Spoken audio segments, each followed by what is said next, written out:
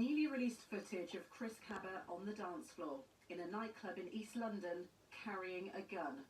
A man was shot in the leg and shot again as he tried to escape. Chris Kaba was the alleged gunman. Fast forward 2 weeks and Chris Kaba himself was killed during a police stop in South London. The car he was driving had been linked to another shooting the night before. The 24-year-old, who was unarmed, died in hospital the following day. Metropolitan Police Officer Sergeant Martin Blake, who we can't show for legal reasons, was cleared of his murder yesterday.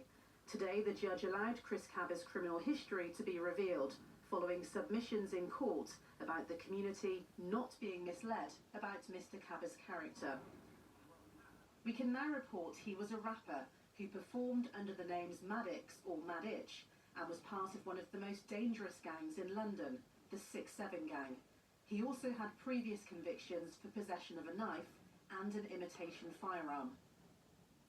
Mr. Kaba died before being charged in connection with the nightclub shooting. 3 other men were jailed earlier this year for their involvement. The jury did not know about Chris Kaba's previous convictions, his gang links, or that he had been the suspected gunman in a shooting a week before he was killed. They were only told that the car he'd been driving on the night he died had been the getaway vehicle in a shooting the previous day. Former police officers and some MPs have argued that this case should never have been tried. Those of us that have experience of working with our community. But there's been a strong reaction from the black community, who feel they've been failed by the system.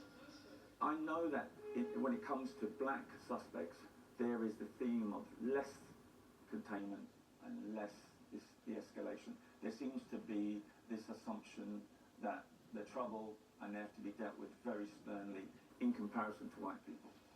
The Crown Prosecution Service has defended its decision to prosecute, saying there was an in-depth look at all the available evidence.